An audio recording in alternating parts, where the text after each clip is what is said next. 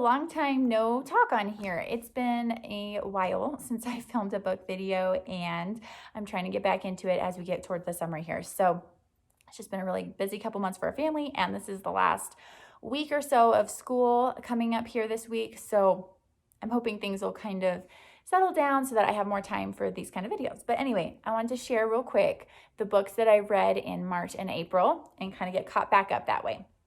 So the first book I read in March was called Princess Academy by Shannon Hale. And this was a story about a girl who lives in a mountain village. And then one day a person from the palace, the prince's palace, comes and says that one of the girls from this village is going to be chosen as the princess, and we need to do a princess academy to teach you all how to behave, basically. So the girls all go to this princess academy. The teacher's terrible and they hate it, and it's just very much a story about kind of a coming of age story and the balance between loving your home and loving the people at your home, and but maybe getting ready to launch and possibly go other places away from your home. So anyway, I thought it was really sweet coming of age story. I'm a sucker for coming of age books, and I enjoyed it a lot. And there's another 2 books in the series that I'm looking forward to reading and seeing how I like those. Okay, the next book I read was called On the Edge of the Dark Sea of Darkness by Andrew Peterson. It's the first book in the Wing Feather saga, and I'm actually in the middle of the second book right now. I'm really enjoying these books. It's a story about a family with 3 kids, the mom and the grandpa, living in this little cottage in this land where the fangs of Dang, as they're called, have come and are oppressing the people. And these are like lizard-like creatures that are serving Dang, who's across the ocean, but they're invading this land, taking it over. And it's about the family kind of living in the midst of that, but also there's secrets that crop up and different developments that change everything, and they end up having to go on the run toward the end of the book. So I really enjoyed the Wing Feather saga books that I've read so far, and my favorite parts are just the footnotes that he includes, because he references all these books from the land of RWR that don't actually exist in reality, but he references them like they do exist. So I just find that really amusing and fun as an adult.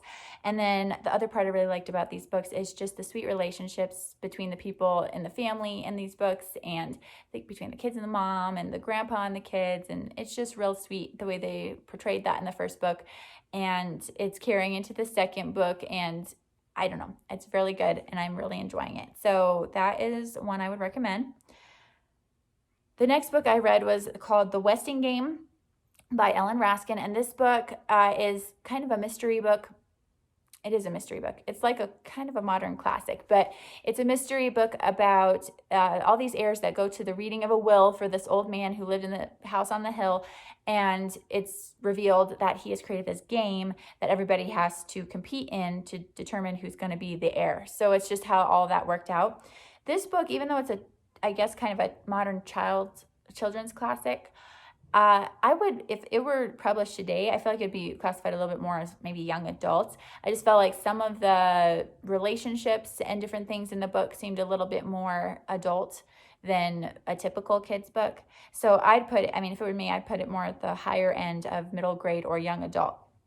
But it was overall really good. Not any real content concerns from my end, just maybe some creepy things, which is why another reason I probably just put it a little bit for the older kids. Okay, next books I read were the Penderwick books. So I read the Penderwicks and then the Penderwicks on Gardam Street. And I just thought these books were really charming. As I was reading them, I just couldn't stop commenting to my husband about how charming I thought they were. And it's a story about just this family with 4 girls, and their mother has died when they were young. The first book is about them going on vacation to this cottage and meeting this boy and making this friend, and all of the problems that he's having to go through. And I just thought it was really sweet and introduces all the characters. And then the second book is about when the father is kind of forced into starting to date again, and how all the girls feel about that and how they deal with it. And it's really sweet. So I just love these books, and I can't wait to read the next 2. So highly recommend those. The next book I read in March was The ABC Murders by Agatha Christie. I'm a big Agatha Christie fan, so I enjoy most of the books that she's written. This one I think is probably one of her better Hercule Poirot books. It's about them trying to solve the murders from a serial killer who is taking someone with for each letter of the alphabet, taking someone whose name starts with that letter and who lives in a town that starts with that letter and killing them. So that's what is happening as far as the murders go. And then Hercule Poirot is called in to help solve this and get it figured out because people are starting to panic. So it was a really good book, very much action filled. I think it was one of her books that has probably more action in it than some of the other ones that I've read. So it was a good one. Okay, next two books I'm going to kind of lump together. I read two books by Lois Lowry, Number the Stars and On the Horizon. Number the Stars was a book about World War II and this girl whose family is friends with another family who's Jewish, and as the Jewish people are coming under attack in this country, I think it was Finland, I forget the country, but as her friend's family is coming under attack, they have to help get them out, basically, to escape to, I think, Norway. So that is the story of this book. I thought it was really well done, a really gentle book, I think, to introduce kids to that period of history with the Holocaust and everything without being too terrible. So I thought it was really well done, and I probably will keep it in my arsenal to give to my kids as they get a little bit bigger. And then the next book by Lowry was On the Horizon, which this is a short book of poems centering around Lowry's own experiences in World War II. So when she was a child, she has a home, like a family home video kind of thing of her playing on the beach. And in the background, you can see the USS Arizona sailing. And this ended up being just a few days before it sank. And they never realized that it was in the background until they watched this video years later. So it's about kind of her reflections on that, realizing that as she was an adult, and then meeting some people who, or one man in particular, who was, I think, evacuated from Hiroshima when the bomb was dropped over there. So just a bunch of really reflective poems about those different experiences she has that connects to World War II. And I thought it was really well done. It made me cry at a couple parts. I thought she did a good job honoring all the people who died in those tragic events, and it was very good. This next book is a book that I did not enjoy, and I hate talking about books that I didn't like on YouTube, but it was Lizzie Bright and the Buckminster Boy by Gary Schmidt. And I typically really love Gary Schmidt's books, so this was really a disappointing one to me because I typically really like his books a lot. But this book was about a boy who moves to Maine with his father, who's going to be the new pastor of the church, and he meets a girl, an African-American girl who lives on an island off the coast of his main town here, and very much in poverty-stricken island over there, and the people in the town are trying to kick the community off of that island because they just don't want them there. So there's a lot of themes of like racism and prejudice and things like that in it, which all of that I thought was handled well. The part that I didn't like about it was that it ended up being a very negative view and portrayal of religion and Christianity in general. Pretty much every Christian character in this book is a hypocrite, doesn't really believe what they say they believe. Even his dad, who's a preacher, doesn't believe what he preaches, and he and his son only bond when he introduces him to the writings of Darwin, and it's just overall adds up to a really negative view of religion. I think he was maybe attempting to balance it out a little bit because Lizzie Bright's grandfather, I think, is also supposed to be a pastor, but there wasn't enough done with that character, in my opinion, to really balance out the really negative portrayal on the other end of religion. So, the net result just ended up being very negative. So I didn't feel like it was very balanced, and I was disappointed in it. So, yeah. Okay, the next book I read in March was called Another Gospel by Elisa Childers, and this is kind of a memoir, kind of a Christian living sort of book put together. So this is her story of having her faith kind of ripped apart by a progressive pastor who was deconstructing his faith and kind of trying to bring a bunch of people along with him, basically. So she got, asked to be in this special class, and the pastor then proceeded to just kind of rip apart everything that she believed. And so it took her quite a journey and a process to research historic Christianity and biblical Christianity more for herself, and then be able to reconstruct and rebuild her faith based on the truth of the Bible and history and all that. So I thought this book was really good.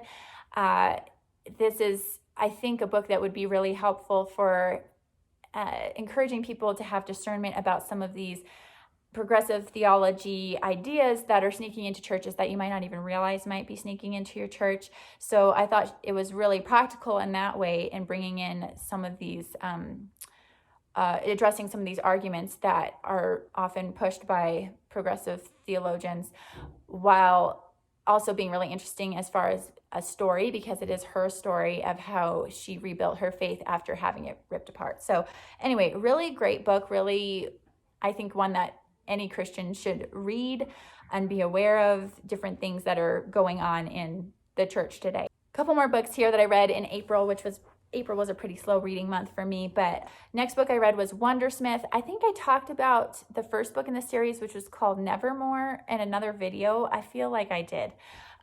But just as a quick summary, in Nevermore, there's a cursed child. There's a bunch of cursed children in this land that will die on their 11th birthday. And so Morgan Crow is one of these cursed children. But on the eve of her 11th birthday, Jupiter North sweeps in from Nevermore, takes her off to Nevermore, and then she has to go through all these tests and things to try to become part of the Wondrous Society, which is like a special school in this magical land. So the first book I thought was really fun and quirky, and I enjoyed it overall, but I was a little concerned about some of the kind of twisting of archetypes. I like to be careful in books for kids that take a character type that's supposed to be traditionally evil, like a vampire, for instance, and make it into something good, or make it into like they kind of twist that idea of what they are supposed to be. Does that make sense?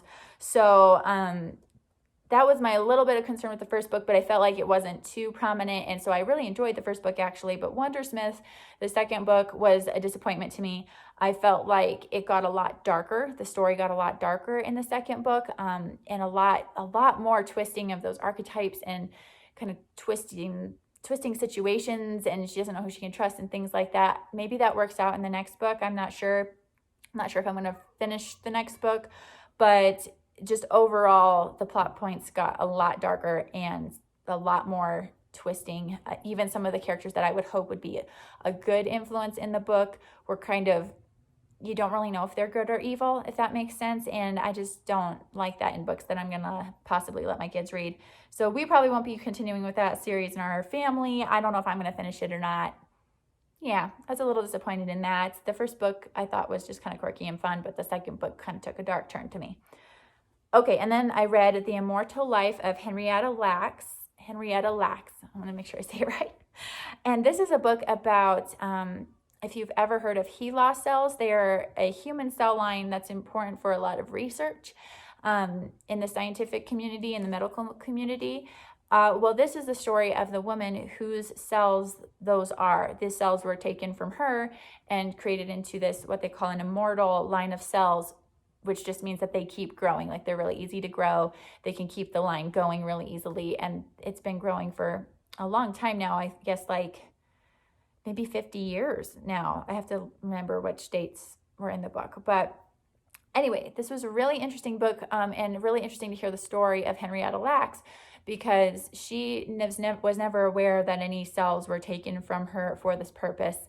And it's about a little bit of the struggle of her children realizing that their mother's cells have been used in all these really weird ways for research, and in some honestly really creepy research. And it's just a little bit about their struggles with coming to terms with that, and also coming to terms with the fact that there's all these companies making lots and lots of money off of their mother's cells, but they don't get any of that. They don't get any benefit from that. And it was done without any consent being given by their mother. So it was really interesting, brought up a lot of things that I never would have thought about, but that I just found fascinating, like the idea of whether doctors need to provide some consent when they, or obtain some consent when they take cells or tissues from you, because apparently the way it is now is that you really have no say in how the tissues or, you know, samples that are taken from you in a doctor's office, how they're used in the future. They could be used in any way and you really don't have any say about it. So issues like that I never would have thought of, that I thought about after reading this book. So if you're into any sort of medical science sort of stories, this book was really interesting. And even the human interest part of it, with the story of Henrietta Lacks and her family and how this has affected them, was really like heartbreaking in a lot of ways and really interesting to read about. And yeah, so yeah, I'd recommend that one because it was very interesting. I listened to it and the audiobook was very well done. Okay, and then the last book I wanted to talk about was called Back Over There. And this is a book about, it's written by Richard Rubin. It's a book about World War I, relating to World War I. If you're new around here, I've been on like a World War I study project for the last year and a half or so. I started in 2020, beginning of 2020, and I think I'm going to continue reading about World War I stuff through this year. But I picked up this book because I really liked another book I had read by Rubin, which was called The Last of the Doughboys. And in that book, he interviews a lot of American veterans of World War I in the early 2000s when all of them are like over 100, and he's interviewing them, trying to get their stories down before they die. But in the process of writing that book, I think he realized too that he needed to go to France and see some of these places where they fought. And so that's this book, basically. It's Back Over There, and it's just a kind of almost like a travel log of his journeys through France, seeing these different battlefields of World War I, and just talking to the people over there and things like that. And I really enjoyed this book because in the process of reading this book and The Last of the Doughboys, I realized that over there in France, it's very much still a part of their daily life almost, especially in the French countryside where the battles took place, because every spring when they plow, the ground is real spongy there and more artifacts just come up from the ground. Things like mess kits from the soldiers or shells, sometimes unexploded shells. So they have to mark them and have someone come remove them because it can be real dangerous. So just aspects like that I would have never known about if I hadn't read these books, I just found really fascinating. The other interesting part to me as an American reading The Last of the Doughboys and Back Over There, as Rubin is talking to the French people, it's just really interesting to see how they view the war, because it was the major event for them in the French countryside for sure. And they are all still really grateful to the American army for coming in and helping to end that war, which is interesting because I think a lot of Americans don't necessarily think about World War I very much, or maybe feel like we didn't play a very big part of it, or didn't, and maybe got in too late to do much good. But a lot of the people over there are still really grateful for our role in it. I've been really enjoying learning about World War I this year, and these two books definitely were interesting to see how that fits in even today for the people over there. So I enjoyed that a lot. Okay, and that's it. And I have got to wrap this up because I've got a busy day ahead of me. It is Saturday. Tomorrow's Mother's Day, and I am trying to switch out my kids' clothes from winter to summer. And that is a huge project, even if you have one kid, and I have 5 kids, and there's a whole bunch of used clothes, like the clothes from previous years that I have in my garage that I need to pull out now and sort and wash, and it's going to be a big project. So anyway, I'm going to go get started on that. But I hope you all have a wonderful day and a good Mother's Day tomorrow, and I'll talk to you later. Okay, bye.